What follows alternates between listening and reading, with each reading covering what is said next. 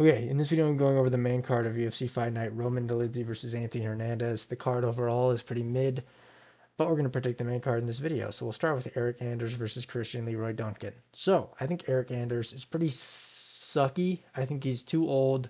I think he's lost against pretty bad people. He's on a 2-fight win streak, but the 2 fights are not very good wins. Chris Weidman and one other guy that's not very good. I forget the name.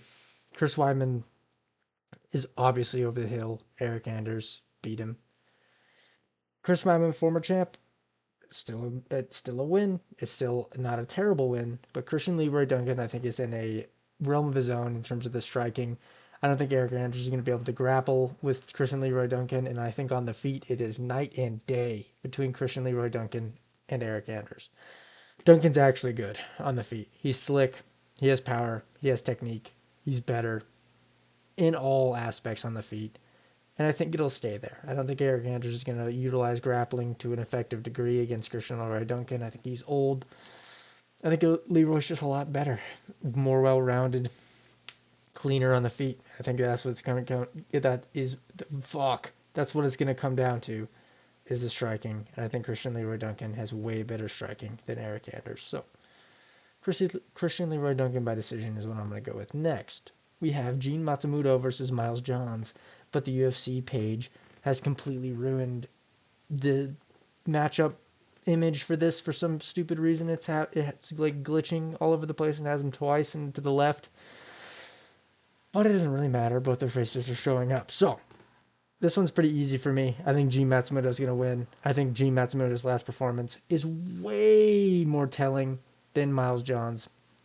Gene Matsumoto arguably beat Rob Font in his last performance.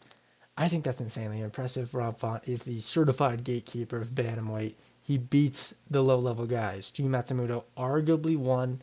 I thought he lost, but he almost beat Rob Font. And that is impressive to me. Kyler Phillips got completely obliterated by Rob Font. People get beat by Rob Font. He's the gatekeeper for a reason, and Gene Matsumoto completely held his own. I think that's super impressive comparatively to Miles Johns and his win and loss close fight record. I think he's a short, stocky, powerful guy who has grappling and power, but I don't think he's going to be able to utilize it against Gene. I think Gene succeeds in the technical grappling. I think if Miles Johns has a win, like if he has a chance to win, it's going to be by finish. It's going to be by knockout. But I think Gene Matsumoto has a good fucking chin. I think he's going to be able to technically strike Miles Johns. Miles Johns is pretty much just like a stocky power merchant who's going to go forward and he's going to throw with power. And he's probably going to get a takedown if he shoots one with all of his might in the first round. But as time goes on, Gene Matsumoto is going to pick up the pace. He's going to succeed. He's going to have more succeeding moments output-wise than Miles Johns is. Johns might have a big moment here or there. He might even drop Gene Matsumoto in one of the rounds. But overall, I think Gene Matsumoto is going to be way more consistent and better and more technical and has a lot more output, and it's going to kind of put it on Miles Johns. And Miles Johns has made it close to people in the past, and Gene Matsumoto almost beat Rob Font, and that's super impressive to me. So I'm going to go with Gene Matsumoto to win by decision.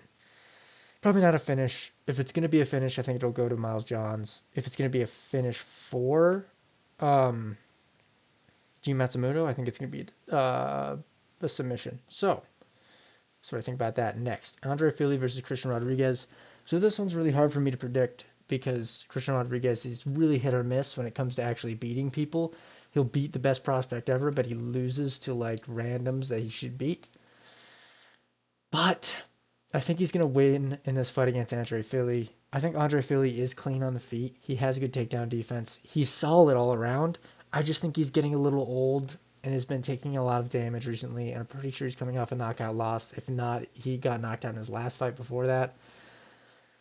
I really don't like that. I think Christian Rodriguez, he also lost his last fight to Miguel Costa, I think it was. Even though that fight, Miguel's not bad, but it was a decision loss. Christian Rodriguez isn't.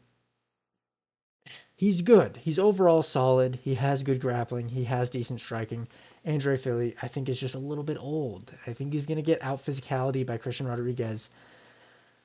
I think he's gonna get taken down. I think it's gonna be boring, but I think Christian Rodriguez is gonna be able to take him down and fucking hold him there and make it a drawn out, boring ad decision.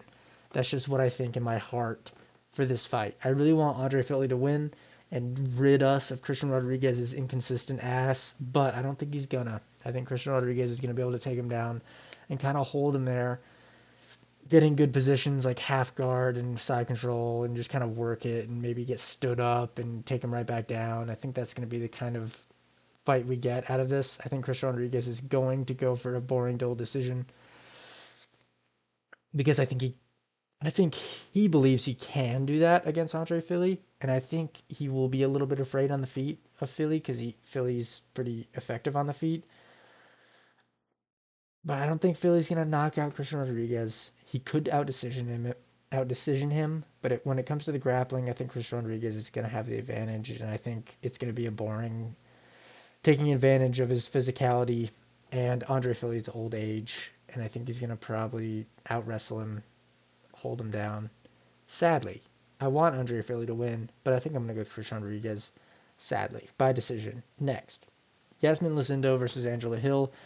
So this is pretty much a coin toss for me because we have Yasmin Lucindo, who looks like a dude and who's super physical and has some power and a little bit of grappling and is super sloppy. And then we have Angela Hill, who has technical ability in the striking and in the grappling, a lot of output, not really any power, is older, like a lot older, I'm pretty sure. It's really hard to say, to be honest. But on the 50-50 here, I'm going to fucking Angela Hill's a lot.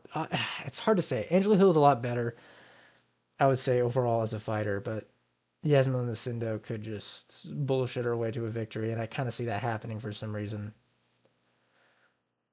But Angela Hill's kind of the girl to not let that happen to her as much. If some bullshit fucking women's MMA fight bull crap is gonna happen, Angela Hill kind of is a little bit less susceptible to some goofy shit in the women's MMA sphere. But so fuck, this one's really hard. It doesn't matter, but it's hard just because you can never really know. You can never know for sure. I'm gonna go with Yasmin Lucindo. I'm gonna go with Angela Hill's getting too old and she's getting out physicality and beat up against the cage a bit, and Angela Hill will probably outstrike her, but I think Yasmin Lucindo will have bigger moments and some grappling moments, and I think they kind of want to push Yasmin Lucindo a little bit. I just have a feeling Yasmin Lucindo is gonna win. I don't know. Maybe it's just from looking at her right now, but I just think she's gonna. Not much thought put into that. But next, Steve Erceg versus Ode Osborne. So this is closer in my brain than it should be because Ode Osborne is, in theory, he's super ass, but he's actually kind of good. Like he puts on decent performances, and he has power, and he has like knockout ability and finishing potential, which is super dumb because Ode Osborne shouldn't be good and shouldn't even have a chance to beat Steve Erceg, but he kind of does have finishing potential, and he could chin Steve Erceg's dumb, weird, freaky chin, like incel chin. But Steve Erceg's so much better than him that I can't pick that to happen, and I won't. I don't want to pick that to happen either way. I think Steve Erceg's way better than Ode Osborne. I think Steve Erceg beat Pantoja, and I will die on that hill. I think Steve Erceg outdamaged and beat Pantoja to a decision. That's impressive to me. Steve Erceg's the real deal. He's good. I know he's coming off 2 losses in a row. I think they were in a row to Kai Kara-France and Brandon Moreno, I'm pretty sure. But I picked Steve Erceg to win both of those, and he lost both of those. I think Steve Erceg's very technical. I think he gets in his head a bit. I think he'll win a decision over Ode Osborne and can finish him. Because Ode Osborne's been finished in the past. He's kind of chinny. He gets finished. Steve Erceg has power. Maybe. We don't really know if Steve Erceg has knockout power. He knocked out the chinniest guy of all time in Matt Schnell. So he could knock out Ode Osborne. But either way, I'm confident in the decision win for Steve Erceg, where he's going to outstrike Ode Osborne. He has that in his back pocket. He knows how to outstrike people. He's good. And if he gets his mojo back, which I think he will in this performance, against a guy who's not very good in Ode Osborne, I don't think Ode Osborne is elite.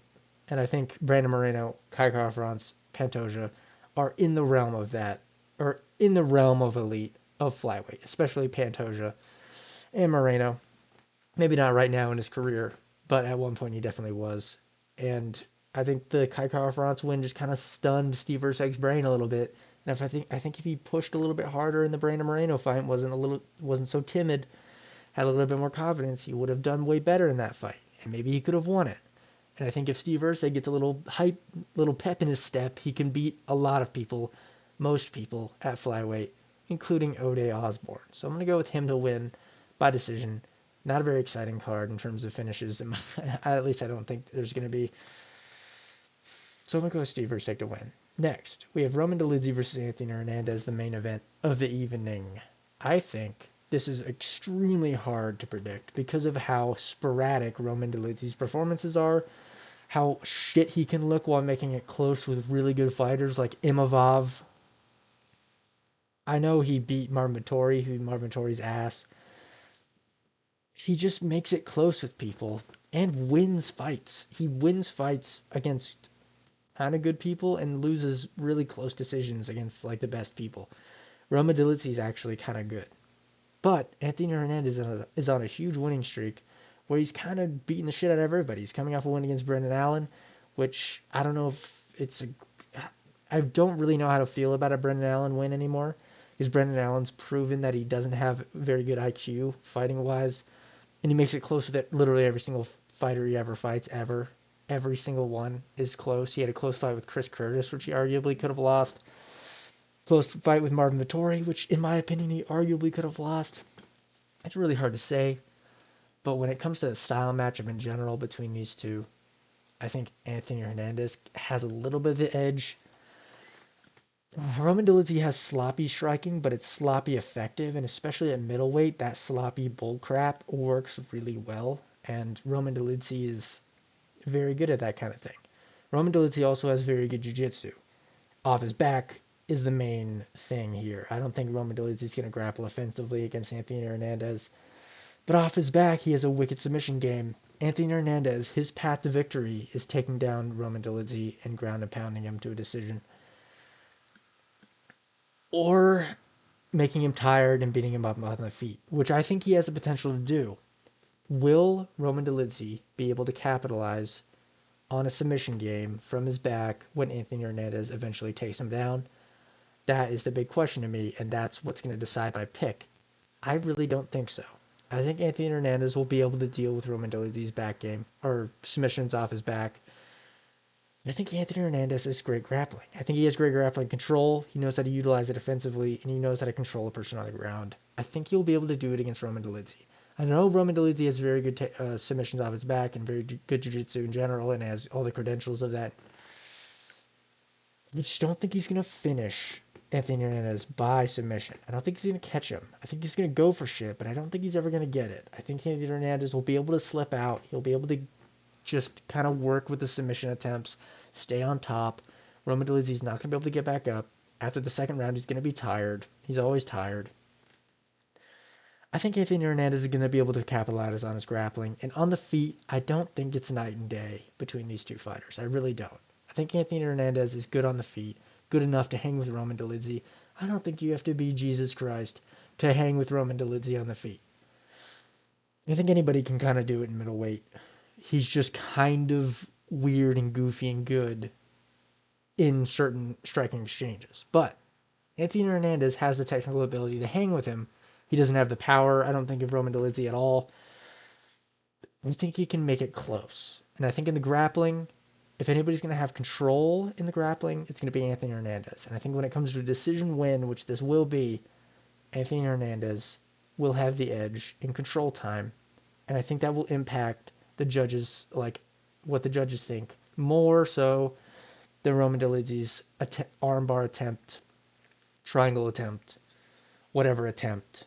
I think Anthony Hernandez landing ground and pound, probably weak shots, but shots in general, will add a little bit more to the judges' like optics to the fight as it goes on. And I think Anthony Hernandez's cardio is way better than Roman Dolidze's.